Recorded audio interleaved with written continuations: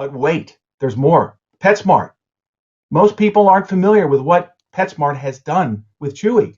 And credit to BC Partners for one of the best private equity deals of all time. My buddy Ray Svider knows what he is doing here. And I say that when much of the media and press have poo-pooed the Chewy deal because they lost the founder, there've been some problems. Well, let me show you what's happened here. Now, don't freak out at the detail in this slide. If you guys have been to business school, just bear with me for a minute. I'm going to point out what's going on here. This chart shows BC Partners ROI in the PetSmart Chewy deal. So in 2014, just bear with me, it's worth it.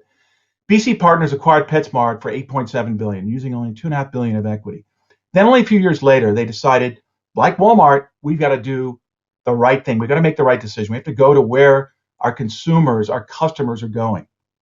We have to acquire the best online e-commerce pet company in the US, which was Chewy. They paid $3.35 billion. So a huge chunk compared to the 8.7 that they paid for PetSmart itself. And they only used 1.3 of equity. So they really took a bet here. It was 4 times revenue. They took a bet because they used a lot of debt. So now BC Partners' total equity investment was up to $3.9 billion. What they've done is built Chewy and invest in it, and they ultimately spun it out in an IPO.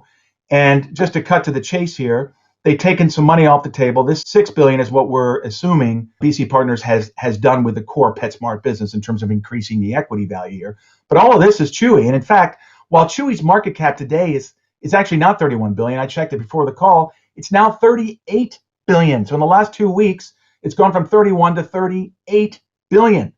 BC Partners' total equity return on this whole deal is $30 billion. $30 billion, all right? That's in 6 years, a 600% ROI, 7 times multiple. And on Chewy, it's 14 and a half times. And what I love about this case study, we see it all the time, is the commentary. Forbes said in May, at the time of the Chewy acquisition, I would have thought it was a great acquisition at less than $1 billion. But at $3.35 billion, Chewy may not be worth the price. Okay? This was 3 years ago. It should have been worth $1 billion. Well, it's worth $38 billion today. And I'd like to point out that people said the same thing when Facebook acquired Instagram for less than $1 billion. Instagram's worth over $100 billion today. They said the same thing when eBay acquired PayPal in 2002 for $1.5 billion. PayPal's worth $280 billion today. They said the same thing about Google acquiring YouTube, and the story goes on and on and on.